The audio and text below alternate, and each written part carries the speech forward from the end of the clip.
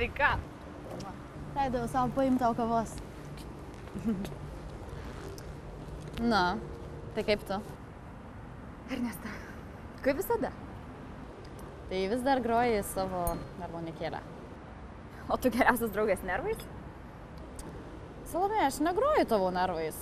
Tu supras, tau 25 visuomenė iš tavęs kažko tikisi. Turiu susiras darbą, aš tau nepirksiu kasdien kavos. Visuomenė? O ką tu padarai visuomenės labai? Aš antradienį Lady Gagai plaukus tiesinau. Nežiūrėk taip, aš rūpinuosi tavim. Tu pabandyk, eik per visur, ieškokis darbo, nepasiduok. Belskis į bet kurias duris ir tau atidarys.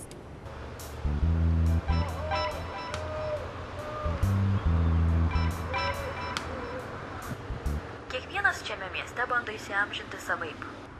Vienos akimirkos sustoja kadre, užmiega juostose, o atsibunda fotoalbumuose. Tuo tarpu kitos neteisėtai atgula ant miesto sienų.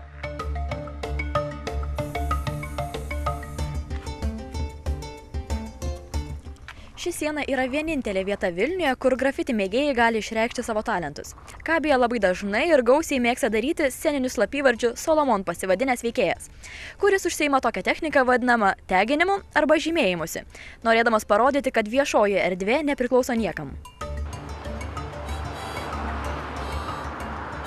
Man tai nieko gero Solomonas, nes jis man atrodo, kad darko visokius paminklus ir taip toliau. Nes kur eini ten vien Solomon. Aš tai iš vis ir girdėjau ir galvoju, kad tai nėra vienas žmogus, tai turbūt bus žmonių grupė.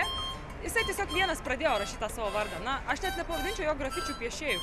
Koks čia grafiti, čia paprasčiausias vardo užrašymas.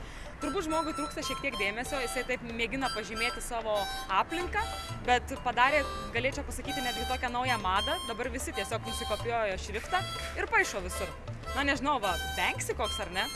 Tikrai puikus artistas, jisai jo piešiniai įsimintini ir iš tikrųjų internete platinami. O jisai, kas Solomonas? Gal Vilniuje kažkas ir žino?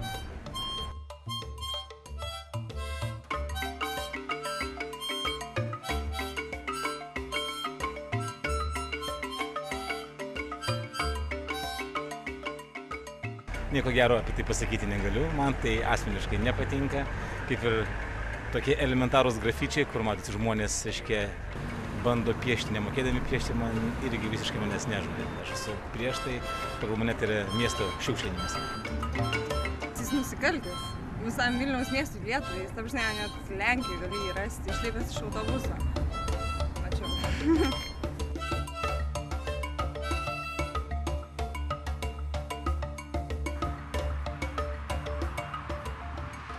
Jeigu žinotumėte Solomono tapatybę, tikrai, ar išduotumėte jį? Aš tai nežinau, gal turbūt ne. Aš tai nežinau, pažiūrėčiau, kai jo draugai, jeigu man nieks negrėsų. Ypač gal ir jo, ir asmeniškai. Manau, kad tai gali būti bet kas. Gali būti ir vaikas. Ir greičiausiai taip ir yra. Dar garantuoju iš tikrųjų, kad vaikai dar daug greičiau pasigauna tokias naujas madas. Manau, vaikinas. Kaip vaizdu kažkaip, kad vaikinas.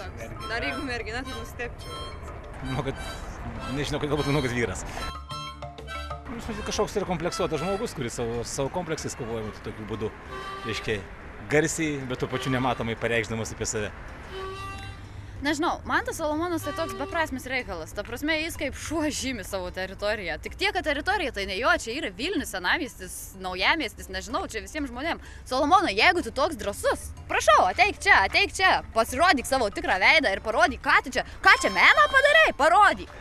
Būtų gerai, kad jis sugautų, bet nežinau, ar čia iš viso yra vienas žmogus, galbūt tai yra daug žmonių.